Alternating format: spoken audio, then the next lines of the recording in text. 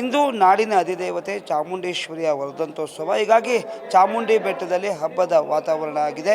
ಇಂದು ಏನು ಮುಂಜಾನೆಯಿಂದಲೇ ಚಾಮುಂಡೇಶ್ವರಿಗೆ ವಿವಿಧ ರೀತಿಯಾದಂತಹ ಪೂಜೆ ಪುನಸ್ಕಾರಗಳು ನಡೀತಾ ಇದೆ. ಅದರ ಜೊತೆ ಇವತ್ತು ಚಾಮುಂಡಿ ಬೆಟ್ಟದ ಸಂಪೂರ್ಣ ದೇವಾಲಯವನ್ನು ವಿವಿಧ ಹೂಗಳಿಂದ ಸಿಂಗಾರವನ್ನು ಮಾಡಿದ್ದಾರೆ. ಏನು ಈ ಒಂದು ಅಲಂಕಾರವನ್ನು ನೀವು ನೋಡ್ತಾ ಇರ್ಬೋದು. ಏನು ದೇವಾಲಯದ ಹೆಬ್ಬಾಗಿಲಿಂದ ಒಳಗೆ ಏನು ನಾವು ದೇವಾಲಯ ದರ್ಶನಕ್ಕೆ ಬರ್ತೇವೆ, ಈ ಗರ್ಭಗುಡಿಯವರೆಗೂ ಕೂಡ ವಿವಿಧ ಹೂಗಳಿಂದ, ಅಂದರೆ ದೇವರಿಗೆ ಪ್ರಿಯವಾದಂಥದ್ದು ಒಂದು ಶ್ವೇತ ಹೂವು ಅಂತೇನು ಹೇಳ್ತೀವಿ, ಬಿಳಿ ಹೂವು. ಹೀಗಾಗಿ ಆ ಒಂದು ಹೂಗಳಿಂದ ವಿವಿಧ ಬಣ್ಣದ ಹೂಗಳಿಂದಲೂ ಕೂಡ ಅಲಂಕಾರವನ್ನು ಮಾಡಲಾಗಿದೆ.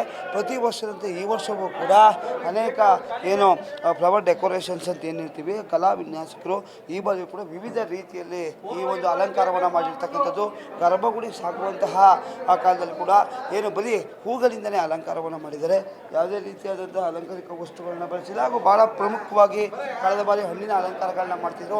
ಈ ಬಾರಿ ಹಸಿರು ಚಪ್ಪರಗಳನ್ನು ಹಾಕುವಂಥ ಮುಖಾಂತರ ಈ ಬಾರಿ ಇನ್ನು ವಿಶೇಷವಾದಂತಹ ಅಲಂಕಾರವನ್ನು ಮಾಡಲಾಗಿದೆ.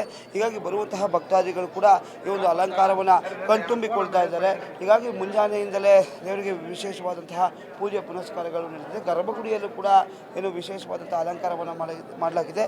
ಗರ್ಭಗುಡಿಯ ಸುತ್ತಲೂ ಕೂಡ ಇದೇ ರೀತಿಯಾದಂತಹ ಒಂದು ಅಲಂಕಾರವನ್ನು ಮಾಡಲಾಗಿರ್ತಕ್ಕಂಥದ್ದು. ಹೀಗಾಗಿ ಆಷಾಢ ಮಾಸದ ಏನು ರೇವತಿ ನಕ್ಷತ್ರದಲ್ಲಿ ದೇವಿಯ ವರ್ಧಂತೋತ್ಸವವನ್ನು ಏನು ಆಚರಣೆ ಮಾಡಲಾಗುತ್ತೆ. ಹೀಗಾಗಿ ಈ ನಿಟ್ಟಿನಲ್ಲಿ ಇಂದು ಕೂಡ ಏನು ವಿಶೇಷವಾದಂತಹ ಅಲಂಕಾರದಿಂದ ಏನು ತಾಯಿ ಚಾಮುಂಡೇಶ್ವರಿಯನ್ನು ಭಕ್ತರು ಕಣ್ತುಂಬಿಕೊಳ್ತಾ ಇದ್ದಾರೆ ಅಂತಲೇ ಹೇಳ್ಬೋದು. ಕ್ಯಾಮ್ರಾಮನ್ ಉಮೇಶ್ ಜೊತೆ SS ಮಾವತ್ತೂರು, ನಿಮ್ಮ ಧ್ವನಿ.